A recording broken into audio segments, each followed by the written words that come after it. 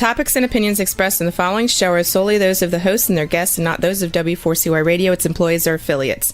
We make no recommendations or endorsements for radio show programs, services, or products mentioned on air or on our web. No liability, explicit or implied, shall be extended to W4CY Radio or its employees or affiliates.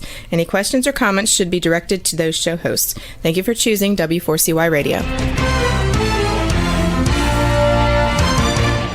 Welcome to the Ask the Expert show on W4CY Radio and Talk4 TV, where we bring you educational information from top local experts in the fields of legal, health, financial, and home improvement. Now sit back and listen to experts in family law, association law, hearing loss, business brokers, home care, along with many other topics. Now here are your hosts, Steve-O and Sophia.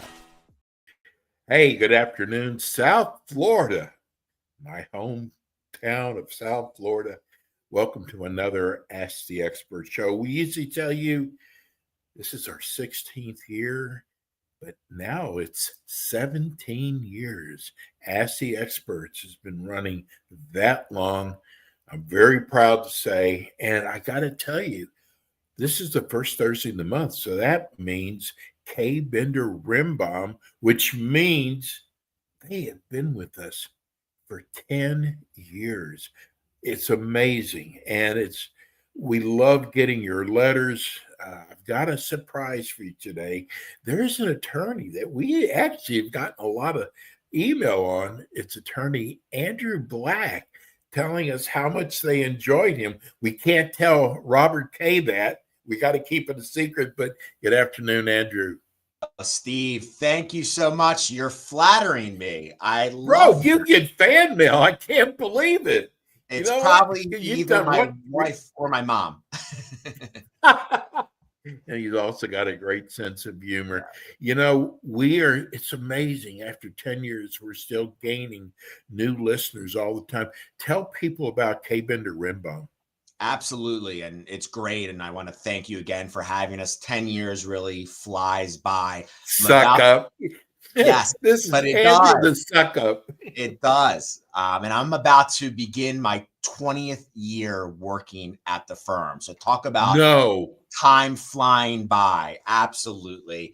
And I'm certainly proud to be with the same firm my entire working life. But our firm, we are a full service community association firm. So our client base is condominium associations, cooperatives, HOAs, and we're a full service firm, soup to nuts. So any issue that those volunteer board members face, we're certainly well equipped to assist them. We have 4 offices, Broward County, Palm Beach County, Tampa, St. Pete, and we have an Orlando office as well. And we represent communities from 5 units to, thousands. So, we're definitely specialists in this field. You're actually one of the largest, so don't be so humble, in the state of Florida. What you all have done with that firm, and I tell you what, your clients, the board members, love your firm. And one of the things they tell us, I don't know why they write this to us, but they tell us that whenever they leave a message for you, you get with them by the end of the next day. And I got to tell you, that's not the norm. Yeah, I think a lot of, people perhaps forget that just because we're lawyers, we're in the customer service world, right? At the end of the day, our clients are paying us for a service.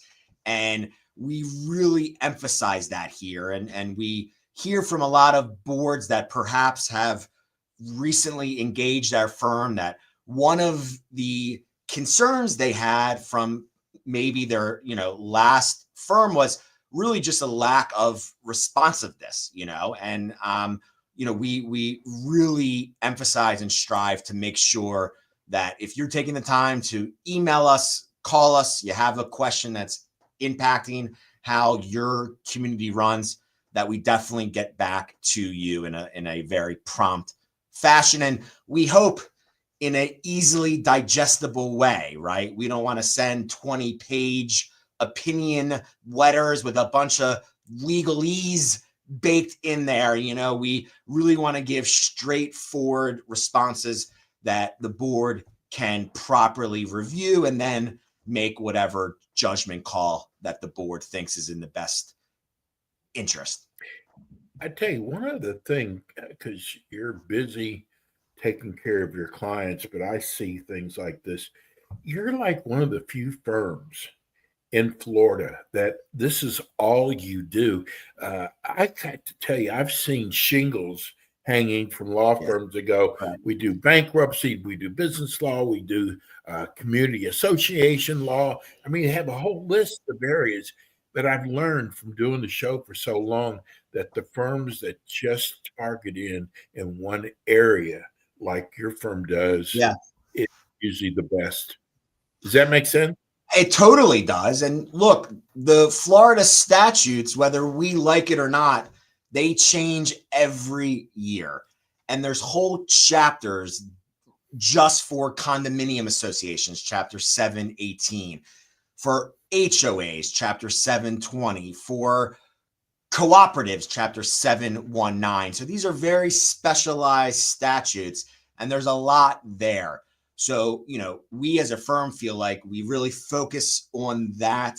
We really specialize in that. And I think that does definitely serve our clients well. If a matter is impacting your community, I would like to venture to guess we've seen a version of that in our past. And that, I think, certainly can help us and guide our, our boards. Andrew, it's amazing. I've got to say this, that your firm, and we do community association shows around the country in other states, but your firm gets the most, we get the most email, and it makes it amazing for us because we just give everybody their letters they wrote and let you answer them. And this way, it seems like when we have people send us emails in, there's so many people out there who have the same question, and we're here to answer for you. So listen, I'm so glad we have you. You're becoming a superstar on the Ask the Expert show. But let's get into the questions. What we do with the show is we ask you to email us questions in, or you can text them in. And then and I'm sorry we can't get to them all. And some of them are double questions, and we pull one out, no special reason. But we appreciate you taking the time to write these questions. And I got to tell you, and Andrew knows this, we get so many more questions than we have time to answer. So we have to call it down. But are you ready to get started? Let's rock and roll, Steve. Let's do it. Okay, buddy. This guy start with Keith in Hollywood. He said, I heard there is a statute that's attempting to keep the ballot harvesting in check in condo elections. Is that true? So that's a great first question, because this is, I think, one of the most significant changes in the new law impacting condos now under Chapter 718. It was a brand new law effective July 1st. So basically hot off the press here. And what the new law, we're dealing with elections in condos and how owners vote. And it used to be that the old-fashioned way is a ballot gets mailed, the owner gets the physical ballot, they put it in an inner envelope that's unmarked, they seal that. They then put the sealed inner envelope in an outer envelope. They seal that. And then on the exterior of the outer envelope, the owner signs and writes their unit. They turn that in at the condo election. They open up and remove the outer envelopes. So that's all that's left is the inner unmarked envelope. That way, when you open up that inner envelope and you see the ballot, no one knows how that owner cast his or her vote. The change in the law now is, and I believe this is what this question is referring to, is it now allows owners, if they want, it's up to them, they could waive that entire inner and outer physical voting process, and they could simply email their ballot to a designated association email address.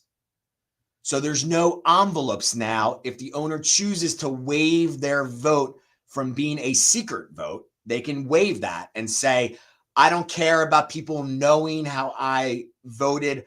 I like the convenience of simply voting via email. And they can actually email their ballot, like I said, to that designated association email address. There is a statutory form that e-ballot, we just call it that. There's a form that 718 of the Florida statutes requires the e-ballot to be in.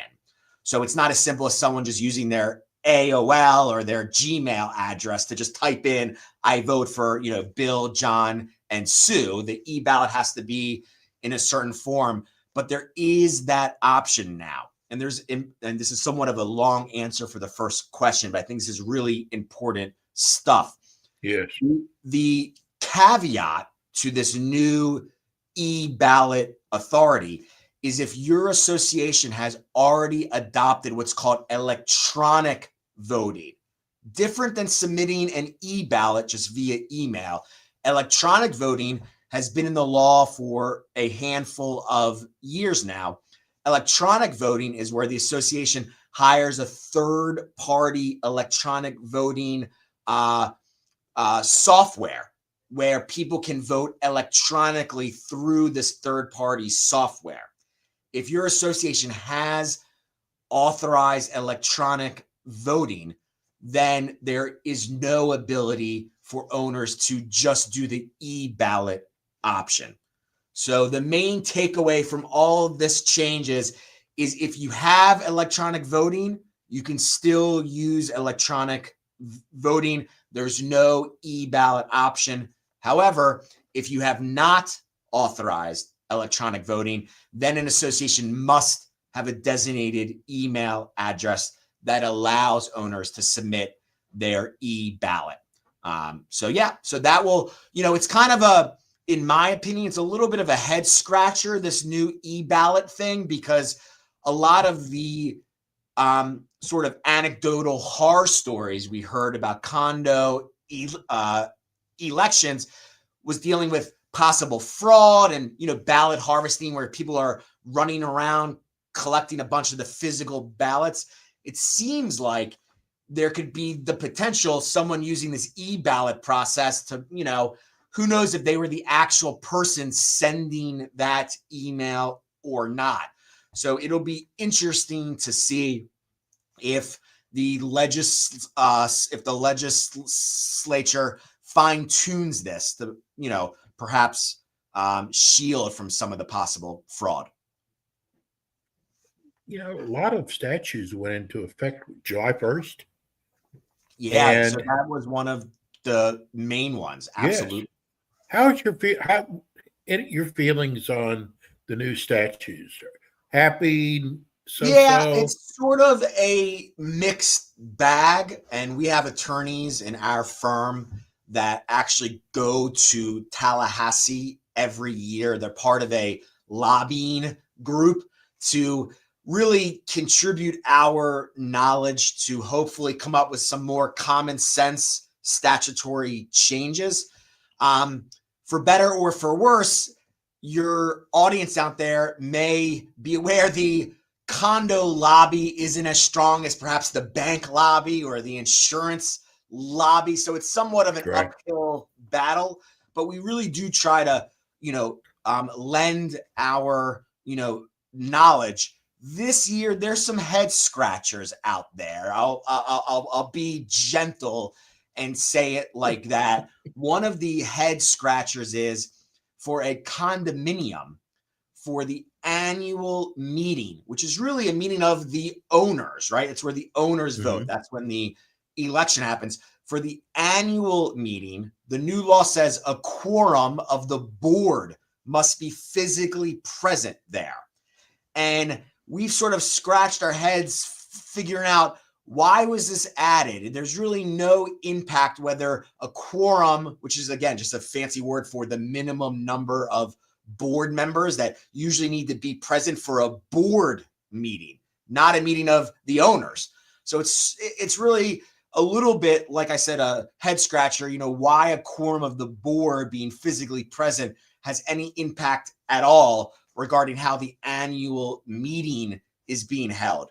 But having said that, that's one of the new changes out there. So I definitely encourage everyone. We have lots of wonderful and free information on our site, kbrlegal.com, that talks about these new legislative changes.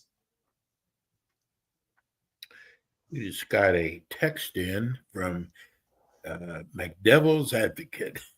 Wants to know, what legal grounds can an association fining committee use in defining what a dirty roof is?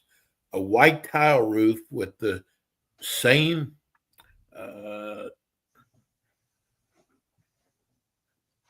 guess misspelled, but same as the gray shingles are certainly would be viewed differently. We get a lot of questions about roofs. Yeah, I mean, this sounds like a fairly fact-specific question. I guess they want to know who determines whether a violation exists or not. And, obviously a board should be acting in the most objective fashion possible.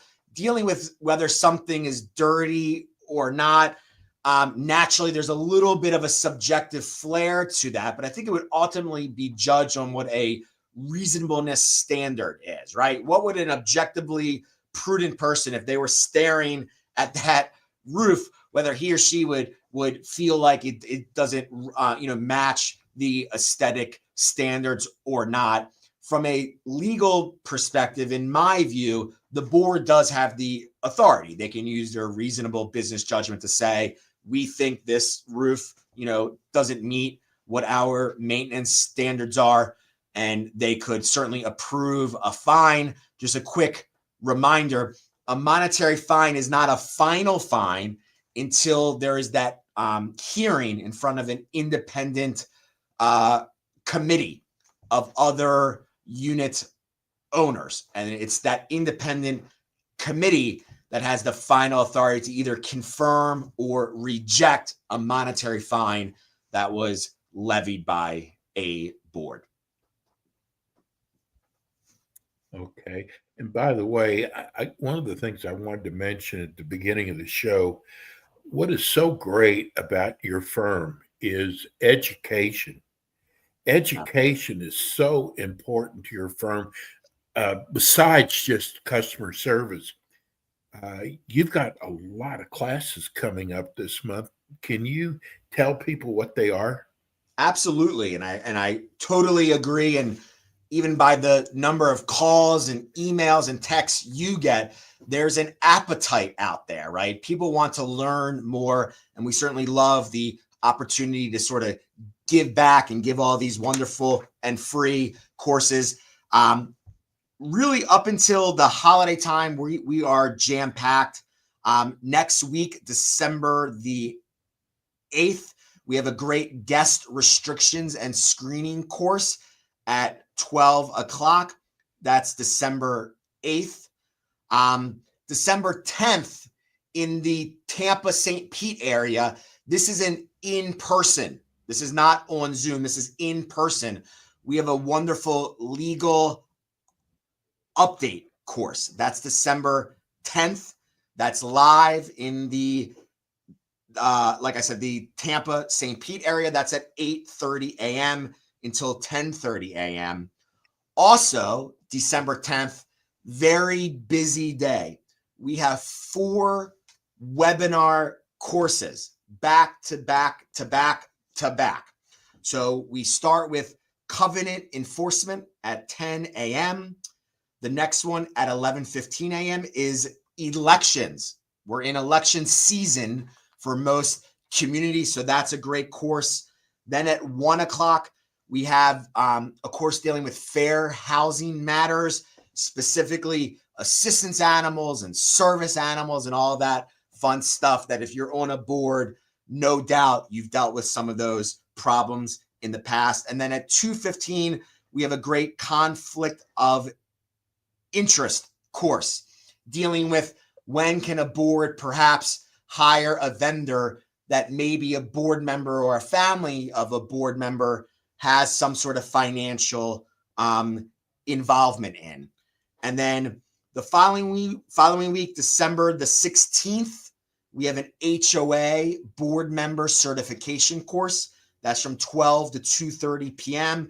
And the very next day, December the 17th, we have a condo board member education course from 12 to 1:30.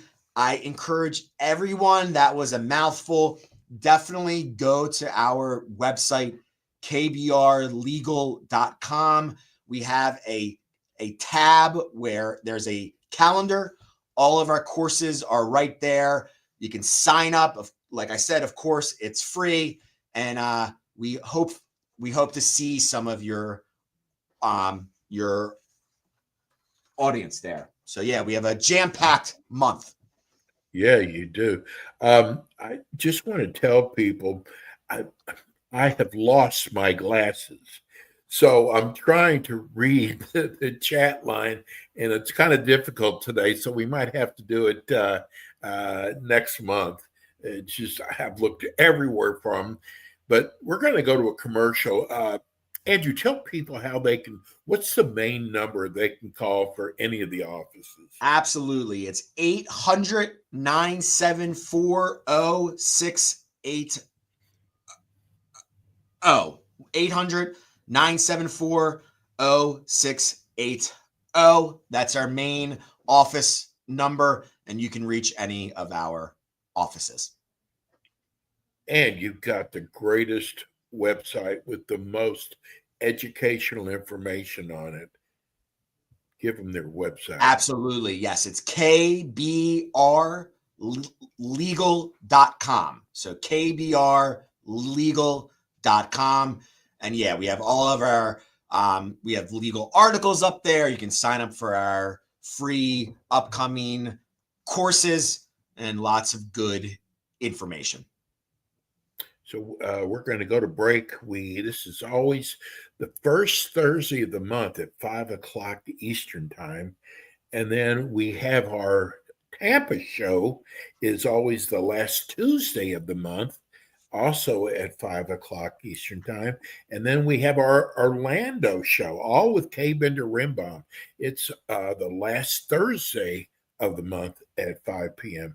We're going to go to a short break. We'll be right back with all your questions.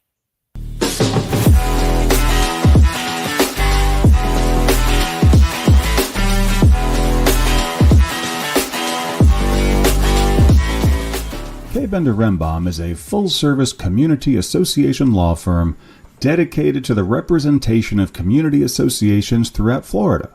On kbrlegal.com, you can learn more about their offices in Pompano Beach, Palm Beach Gardens, Orlando, Tampa, as well as throughout Miami-Dade by appointment.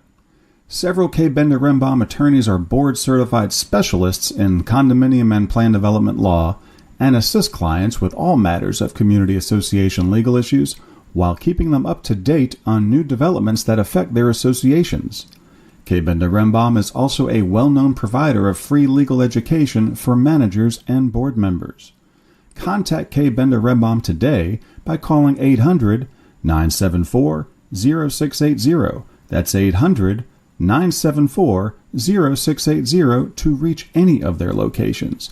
You can also visit them online at kbrlegal.com or write to them at info@kbrlegal.com.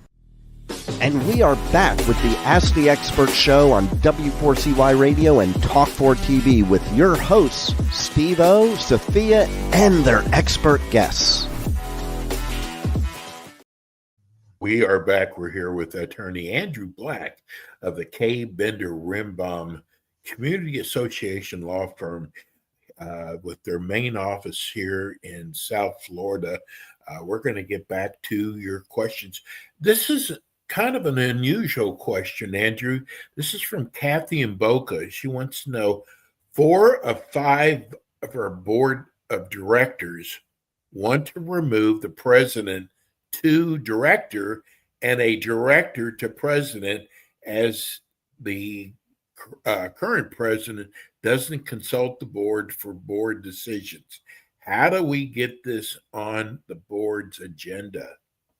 Yeah, so that's an unfortunate fact pattern. It's not uncommon. I mean, we deal with lots of boards where perhaps a single board member goes rogue, as we like to say, and won't play nice in the, with the other persons serving with them. The positive news is for this board is that just because that person is the president, there's still only one vote, right? So if it's a 5-person board and 4 of those 5 want to take certain action, those 4 absolutely have the authority and they can. And one of those things they can do is what's called reorganize the officers' roles. The officer roles, president, vice president, treasurer, and a majority of that board. So if it's 5 board members, at least 3, they can absolutely schedule a meeting of the board. They could have an agenda item to read reorganization of officers, and at least 3 out of that 5 can certainly vote to reorganize, remove that person from serving as president and appoint another director to serve in that officer role. That president, once have their president hat removed, they still stay on the board. They're just no longer serving in that officer role. So you aren't stuck there. You could certainly 4 out of the 5 can certainly take action. And it sounds like that if I was in that person's shoes, that's something I would definitely consult with whoever the association's attorney is, so he or she can help guide the majority of the board through that fact pattern. When we first started 10 years ago, I got to tell you, probably the first 5, we got so many questions about pets, and we don't get as many anymore. But here's one from Aaron in Boca Raton. He says, is there a no pet community law? Right. Yeah, I think we still get a good amount of sort of pet questions, but I think most people, this is a horrible pun, but the cat's out of the service animals, out of the bag with service animals and emotional support animals. So and we teach a whole course on just this topic, but the short answer is even if your governing documents expressly prohibit animals, there's federal and state fair housing laws that protect disabled owners from housing discrimination. And one of the protected classes under the fair housing laws is someone that not only may have perhaps a physical impairment, but a emotional impairment as well. So if someone out there is dealing with an emotional impairment, certainly there's health providers out there that they can go see. And oftentimes those health providers will essentially write a prescription, for lack of another word, for that person to have a dog to assist them dealing with whatever emotional impairment they have. And it's a pretty common practice. There's certain requirements that health provider must state. They must identify that this person is in fact disabled and that disability impacts a major life function, and the manner in which, for instance, that emotional support animal will help that person. But if you get a letter and you're on a board and it's referring to emotional support animal or perhaps a service animal, which is more, there's some training involved with service animals. If you're on a board and you receive a letter from an owner or from an owner's health provider referring to that type of request, definitely get with your association attorney, because you don't want to inadvertently run afoul of the fair housing law. So the days of no pet communities, in my view, are pretty much gone, because there's embedded the fair housing laws, the ability for disabled people to have assistance animals. Hey, this next question is even one I could answer. This is from Tracy in Boynton. She wants to know, if we have 5 board members, must all 5 have to be certified? That's a good softball. I don't mind those. The short answer is yes. There's no exclusion that only a certain number of board members do. If you're on your board, the laws for both HOAs under 720 and condos under Chapter 718 is all board members need to be certified.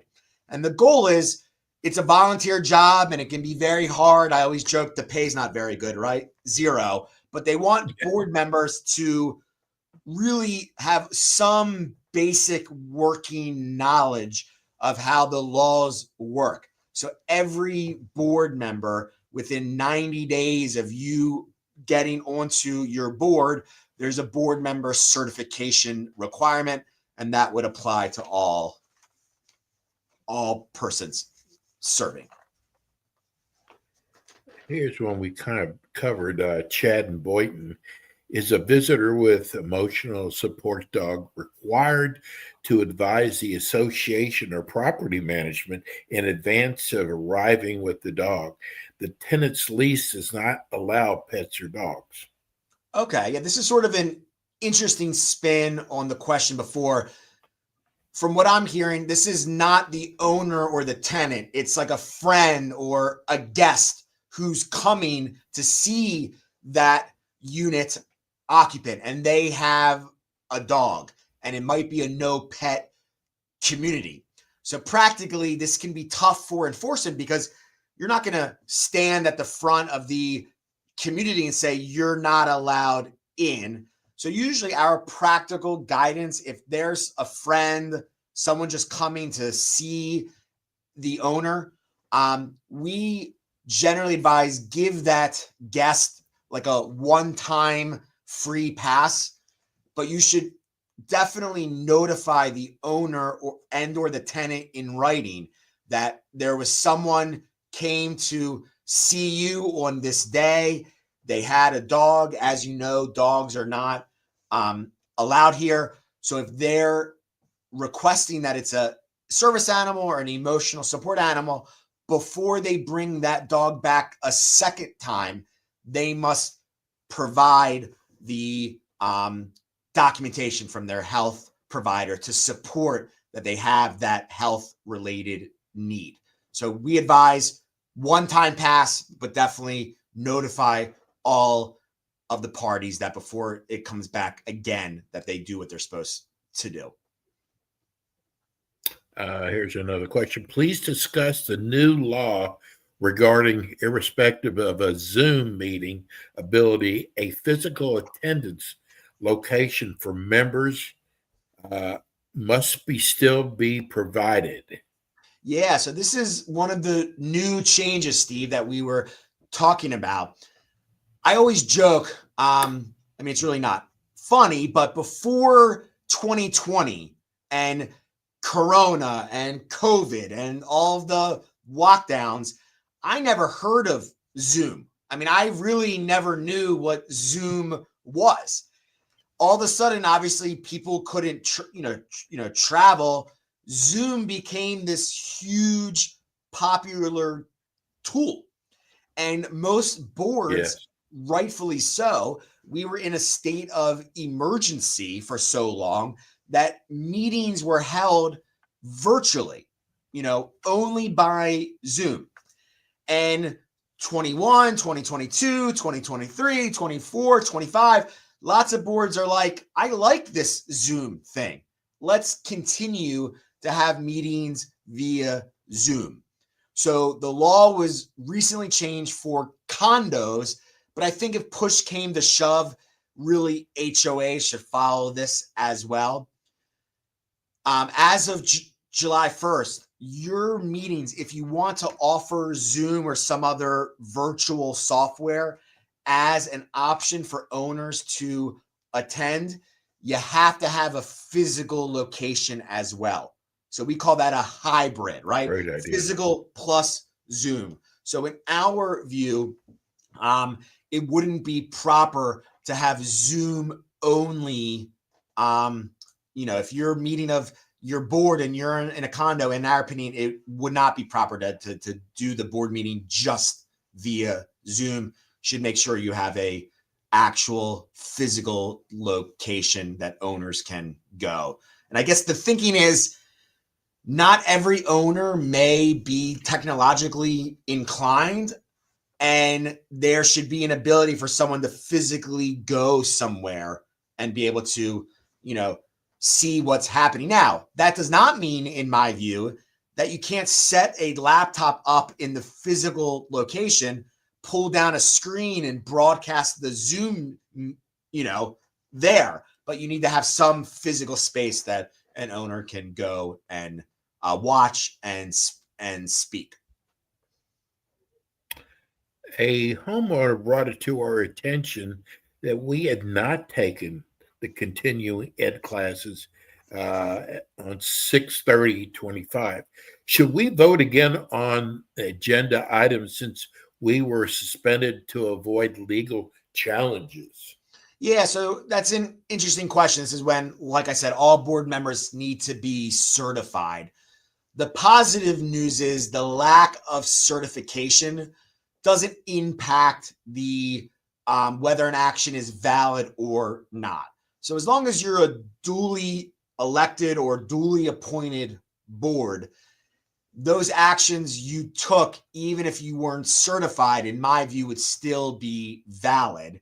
But you obviously want to comply with the law and make sure you get your, certification done. But in my view, it wouldn't impact prior action that board took. Laurie in Palm Beach, I'm really enjoying the show. Opening an online account with the DBPR, do you have to create and maintain an online account in an electric format? What information will they require? Yeah, this is another new change for condo associations. As of July 1st, the DBPR, which is the state agency that regulates condos, they're in a mode right now where they want to collect information. They want to know information about the condominiums out there throughout the state of Florida. So there was a deadline of October 1st, 2025, that if you're a condominium association, you have to set up an account with the DBPR. They want to know the condo's name, the names of your board, your manager information. They want to know your assessment information, right? How much are you paying? If you pay monthly, quarterly, if you have any special assessments. And if you're 3 habitable stories or taller, they want to know about your SIRS study. So, it's not perhaps a complicated process. They kind of walk you through it, but it is just another administrative task that falls onto the shoulders of these volunteer members of a board. Certainly, if you have a property management firm or a property manager, certainly they should be able to assist you with that and take some of the burden away from you. But yes, if you're a condo association, as of October 1st, you are required to have a DBPR online account. They're tracking us. They want to know lots of information. Here's another condo question. And please, when you write us these questions, please let us know if you're an HOA or a condo. It really does help. Howard and Davey, do the bylaws supersede a rule book in the condominium association? Right. So that's an interesting one. So when I say something is document specific, I'm referring to the governing docs, right? And the board rules are on the lowest rung of the hierarchy. Okay. So the bylaws, and you have articles of incorporation, a declaration, those are all above rules. So it goes DEC, articles, bylaws, rules. So board made rules, if there's a conflict between the bylaws and board made rules, in my view, the bylaws would be the controlling authority there. And that's certainly something, if you're on a board and you're thinking about amending your board made rules, before you vote on them, it's probably a prudent idea to have your council take a look to make sure there's nothing outside of the rulemaking authority of your board, because you don't want a rule to conflict with one of the other governing documents. Chris in Palm Beach Gardens, I really enjoy your show. This has got to be one of your cousins. It's always so informative. Can a unit owner that has restricted occupancy per the bylaws in his unit ask another unit owner to register his parent so the family member can live in the association? This unit owner is trying to circumvent cause he's already in violation of the occupancy. What if the board doesn't have a violation committee? It's difficult for people to establish my association. All right. So yeah, there's a few things happening. I'll take the last one first, which is just because you don't have an independent committee, whether you call it a violation committee or a grievance committee or a fining, that independent committee is only if you want to levy a monetary fine or perhaps suspend someone's use rights. It doesn't mean that you can't enforce what your restrictions are. Okay. You can still send demands out. If they don't comply, you can even possibly file a lawsuit. So that independent committee is just one enforcement option, right? As far as it sounds like an owner is trying to pull a fast one and have his friend sort of say that the other family member is living with him or her. At the end of the day, an owner has to act in a good faith and honest way. So if that family member is not, in fact, living where they say they are, then obviously that wouldn't fly. And in my opinion, the association could certainly undertake enforcement. That was a mouthful. See, this is why when you stand in for Robert, you're like this pitch hitter comes in and hits a home run. Oh, thanks. The way you explain everything is, I know that our listeners really appreciate it. Jack in Boca wants to know, is it true the board must take a vote on each fine before it's imposed on a resident? Okay. Yeah, we're getting a handful of sort of fining questions. So in my view, the statute requires essentially a two-step process where the first step is the board approves levying a fine. John Smith broke some rule. They're going to levy a fine against John Smith. Part two of this process is that fine is not final until John Smith, as the owner, has due process, which in the community association world means they have the ability to attend a hearing before the independent committee. And it's that independent committee that has the final say whether to confirm or reject the fine that it was imposed by the board.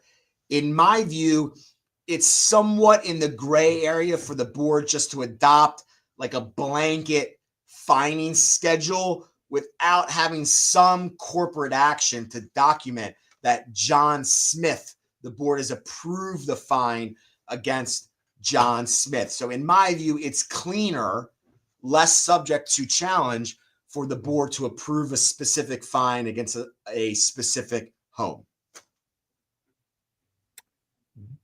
Talking about Zoom, here's Ben in Coral Springs regarding Zoom. Board members must remain on to maintain a quorum. We often have a board member leave during the meeting, often noticeable when there is a roll call vote and none answers. Interesting. So whether the meeting's on Zoom and now, like I said, certainly if you're in a condo, you need to have a hybrid meeting, right? There's the need to be a physical location, but board members can attend board meetings, even ones with a physical location. They can still attend via speakerphone, Zoom. Regarding quorum, most, I shouldn't say all, but the vast majority of governing documents say that a quorum of the board for a board meeting is a majority of the board, right? 50% plus one. So if you have a 5-person board, you need 3 there to have quorum. 7-person board, you need 4. 9-person board, you have to have 5, right? And that's the extent of my math. But in my view, you can't conduct the business of the association unless quorum of the board is present. So to me, there would be certainly subject to challenge if the board is taking action while quorum of the board is not there. So if a bunch of board members get up and leave and you're left with less than a majority of the board at the meeting, to me, that would be problematic for less than a quorum to try to take binding action on behalf of the association. I want to get this question in. Someone just wrote in, does K. Bender Rimbaum do property management? No. We're a full service law firm, but our client base is associations, right? Obviously, we work with management companies because our client as the association often hires them, and we work hand in hand, and we have lots of wonderful management company partners out there, but we don't represent them. We don't have any financial interest in any property management companies. They're just the authorized agent of our association clients. Well, this show goes by so fast. All of our K. Bender shows are 50 minutes long and they go by so fast. Let's give everybody the website and the phone number one more time. Absolutely. The phone number is 800-974-0680. The website is kbrlegal.com. Again, kbrlegal.com. And please, we certainly encourage everyone. We have lots of wonderful courses, like I said, upcoming, and we hope to have you sign up. Bro, I'll break bread with you anytime. You're the best. Great, Steve. Great hanging with you on this Thursday night. Thank you. Have a wonderful holiday, a happy new year, and hey, maybe I'll see you again next month. Same to you. Thanks, Steve. Okay, it was great. Thank you. Yeah. That's our K. Bender Rimbaum. God, incredible community association law firm. 800-974-0680. They're one of the biggest, and they're definitely one of the best. That's going to do it for us today. Thank you, Juan. Always does such a great job. And we'll be back in with you next week with more Ask the Experts. Thanks for tuning in today to the Ask the Expert show on W4CY Radio and Talk4 TV. Tune in next week and every week to hear more from our experts on personal injury, insurance, air condition repairs, estate planning, Medicare, and many other topics in the areas of legal, health, financial, and home improvement. See you next week.